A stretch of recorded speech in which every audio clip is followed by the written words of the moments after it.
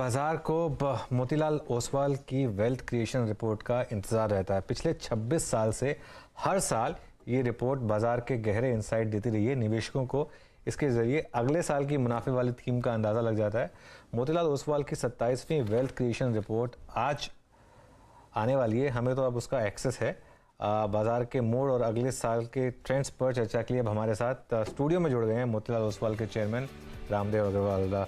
Ramdev ji, good morning. सबसे पहले तो शुक्रिया कि आप ये रिपोर्ट डिस्कस करने के लिए हमारे साथ हमारे स्टूडियो में हैं।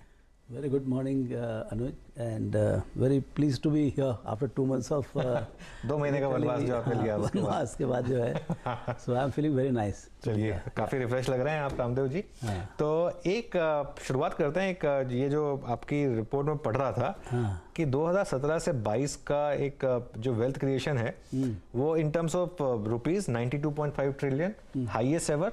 वो तो मान सकते हैं क्योंकि बेस बढ़ रहा है तो उस हिसाब से बढ़ेगा, लेकिन कैगर के हिसाब से भी जो कंपाउंडिंग है वो भी 8 साल में एक जो हाईएस्ट है, तो वो क्या एक्सप्लेन कर रहा है और आपको लग रहा है कि अब ये ट्रेंड आगे भी कंटिन्यू करेगा? देखिए, इस बार क्या हुआ है अनुज की मतलब बहुत strange phenomena. It has started from 2015 से चालू हुआ है।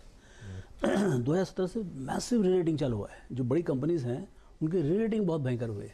सो आप देखिए जितने भी 10 कंपनी हैं उसमें half the wealth is created by rerating and other half by definitely earnings. So earnings 15% बढ़ेगा। जैसे रिलायंस जो है, रिलायंस जो है मेरे ख्याल से 32% से बढ़ा है, लेकिन अर्निंग्स बढ़ा सिर्फ 14%। तो मोर देन हाफ, मतलब 60% आपका जो है री रेटिंग से हुआ है। तो उसका पी मल्टीपल था 14 हो जाए और 30 हो गया। सो ये सब पूरे लिस्ट देख लीजिए आप।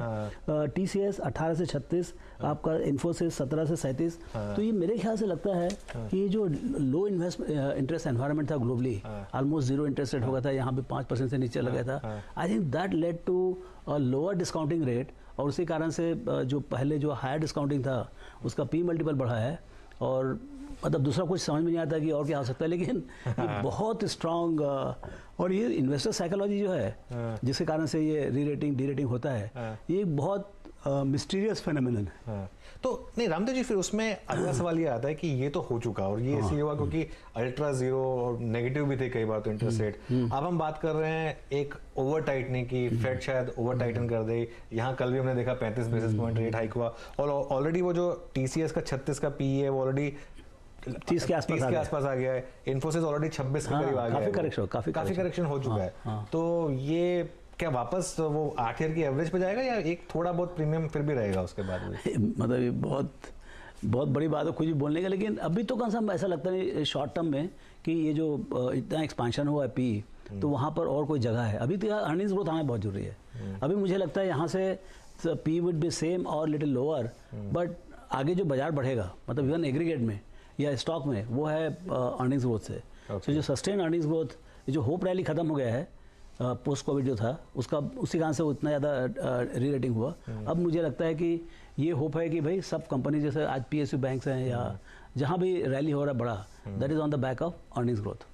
रामदेव जी, मुझे ना आपकी जो एक चीज़ बहुत अच्छी लगती है इस वेल्थ क्रिएशन स्टडी में, जो आप हमेशा आते हैं, वो एक बात बोलते हैं कि फास्टेस्ट से ज़्यादा मोस्ट कंसिस्टेंट पे ध्यान देते हैं। ठीक है, और मोस्ट कंसिस्टेंट में मैं एक चीज नोटिस कर रहा था कि सबकी एक खाली अदानी एंटरप्राइजेस को छोड़ दें और अदानी ग्रुप का एक थोड़ा सा एक अलग ही इस समय रन चल रहा है, लेकिन उसको छोड़ दें तो बाकी जितनी भी हैं, अल्काइल अमीन्स हो गई या आपकी L&T इन्फोटेक हो गई, आपकी SRF हो गई, आपकी डिवीज हो गई, सबका जो पैट है वो बहुत जबरदस्त ग्रो कर रहा है। 30-35% का कैगर है या तो उसी कारण से इस कैटेगरी में आते हैं ना। ये तो भाई जो फास्टेस्ट ग्रोइंग कंपनी है, and this is not fastest, this is fastest among the companies which every year outperform. So आपने टच किया, कोई भी टाइम में खरीदा, you made money. So this is that consistent high growth companies. So वो category ऐसी है।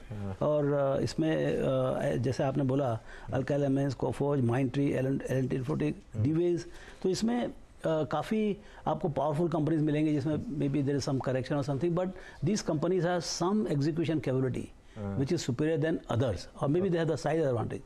There is something, it is worth researching कि भाई हम आगे इसमें क्या करें। एस्ट्रल भी है इसमें, वरुण बेवरेजेस पे। मैं इसलिए पूछ रहा हूँ कि हमारे काफी रिटेल व्यूअर्स हैं, तो एक ये जो आपने इतने साल से वेल्थ क्रिएशन स्टडी कर रहे हैं, ये जो मोस्ट कंसिस्टेंट वेल्थ क्रिएटर्स रहते हैं नॉर्मली चेंज होते हैं या नॉर्मली सेम ही रहते हैं? मतलब क्या इनका एक पोर्टफोलियो बनाया जा सकता है जो आगे जाके आउट परफॉर्म कर सकता है? देखिए ये हमने बहुत डेटा रन किया 2 महीने, तो आपको मालूम है आजकल कंप्यूटर भी इतने फास्ट हो गए हैं। लेकिन हमने ये देखा कि कोई चीज़ जो है ना उसका फोरकास्टिंग एबिलिटी नहीं है। आपका जितने भी पास्ट के डेटा देखेंगे somehow they have been fully exploited, they might be good for next 1 year. Okay, मतलब ये 5 कंपनी खरीद लें आप, शायद हो सकता है कि आप इसमें पांचों का एक साथ बास्केट बनाएंगे तो अगला 1 साल बहुत अच्छा चलेगा, दूसरे साल थोड़ा कम हो जाएगा, तीसरे चौथे साल से मतलब उसका इफेक्ट जो है कम हो जाएगा। तो बाजार को जितना कुछ मालूम है वो वैल्यूएशन में आज आ गया है, ये जान के रखिए आप। So you have to find something which market doesn't know for you to make superior money. चलिए, एक 2023 की फिर थीम्स उसमें आपने एक डिस्कस किया, consistents and volatiles, the 2 dimensions of wealth creation. ठीक है, तो इसमें बताइए आप क्या मेन थीम देख रहे हैं 2023 की? कहाँ आपको लग रहा है कि वेल्थ क्रिएशन हो सकती है? देखिए ये क्या है, this is a concept of we have divided the entire universe of listed companies into 2 categories, consistents and volatiles. So मतलब उसको हिंदी में आप बोलेंगे तो शायद आपके पास ज़्यादा अच्छा वर्ड होगा। सो लगातार जो प्रॉफिट कमाती है कंपनी, लगातार मतलब हर साल ब साल कमाती कंपनी, मतलब आप बोल सकते हैं भाई इस साल 100 कमाया तो अगले साल 110 ही कमाएगा, मतलब ऐसा बोल सकते हो आप, यू नो। जैसे तो वो उस टाइप की जो कंपनीज हैं जो कंसिस्टेंट है, और कई जो है कभी 40 करोड़ कमाएंगे फिर 10,000 करोड़, फिर उसका लॉस, यू नो, उस टाइप की, मतलब उनकी पुरानी आदत ही ऐसी है। सो नेचर ऐसा है, वॉल्टाइल है, मतलब परिवर्तनशील है। बिल्कुल, एक लगातार एक कंसिस्टेंट है और दूसरा जो है प्रेडिक्टेबल है और दूसरा जो है कम्प्लीटली अनप्रेडिक्टेबल है। तो दुनिया 2 टाइप में बटी हुई है। लेकिन जो हम मेरी सबसे बड़ी लर्निंग ये है कि जो हमने QGLP और बाय राइट सिट राइट जो बात की, that is applicable in consistent companies. ठीक है, जहाँ पर जो उतार चढ़ाव बहुत ज़्यादा है वहाँ पर आप कंपाउंडिंग नहीं कर सकते, बाय राइट सिट राइट नहीं कर सकते वहाँ पर buy low and sell high. You have to run.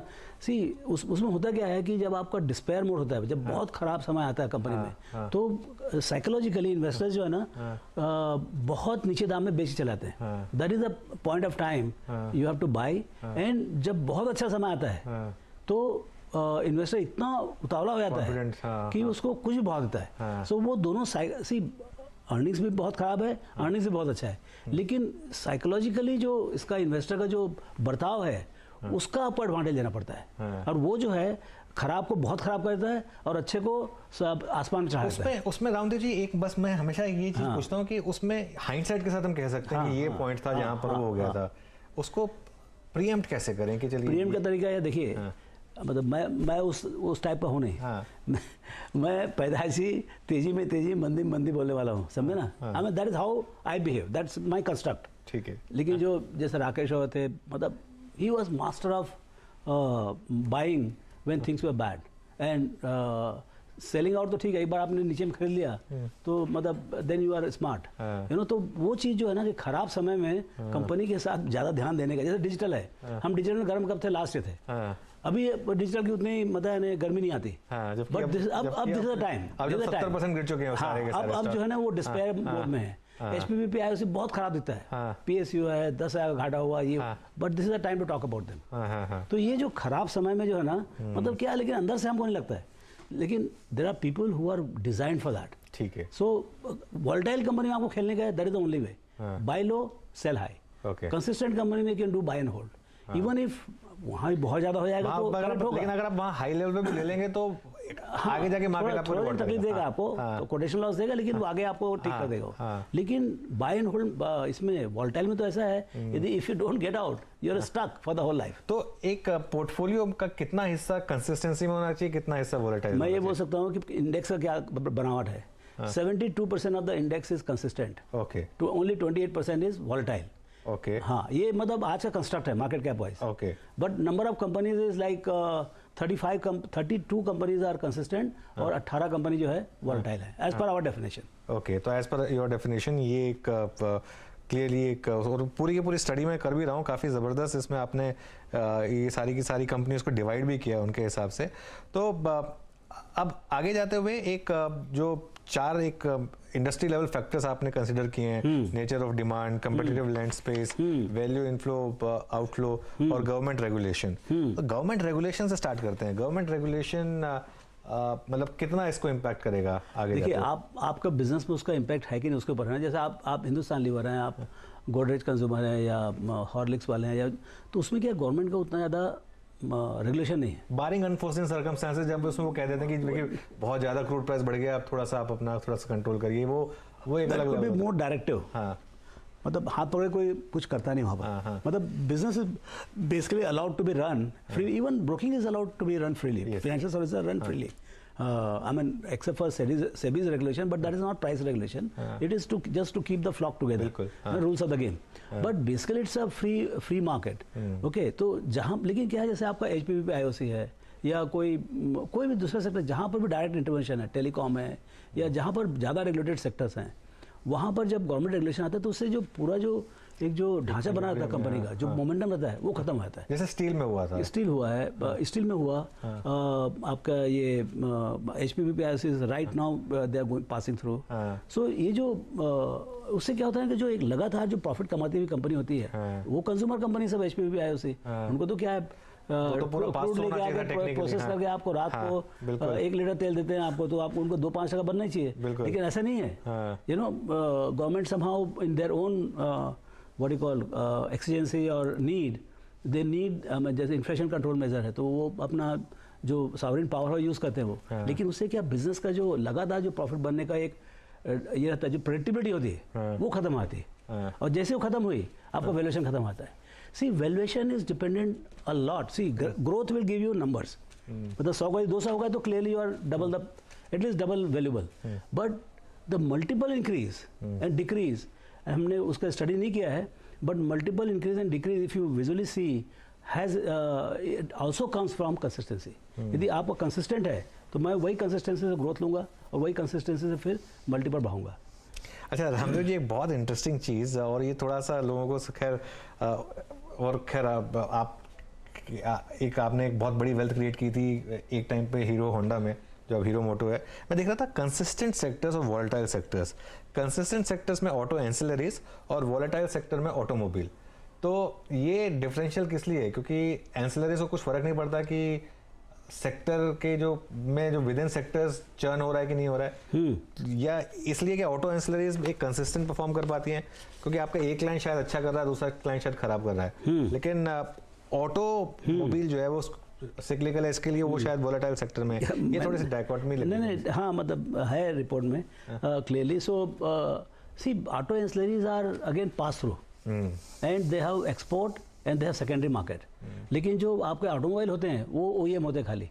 यदि आपने कार खरीदना बंद कर दिया या कम कर दिया तो मारुति में वॉलेटिलिटी आ जाएगी. लेकिन जो उसका ऑटो एंसिलरी है, उसका जो कंपोनेंट वाला है, वो या तो मारुति देगा, कुछ एक्सपोर्ट भी कर सकता है, और आफ्टर सेल्स मार्केट में बड़ा होता है. सो जनरली जो अच्छे स्मार्ट ऑटो एंसिलरीज होते हैं, what they do is they try to balance the market in such way between OEM and after sales कि OEM 10-20 टका गिर भी जाए तो आफ्टर सेल्स में वो मजा कर लेते हैं. यू नो, सो उसी कारण से. लेकिन ऑटोमोटिव वाला कुछ नहीं कर सकता. यदि टेल्को ट्रक का डिमांड नहीं है तो उसको कम ही करना पड़ेगा.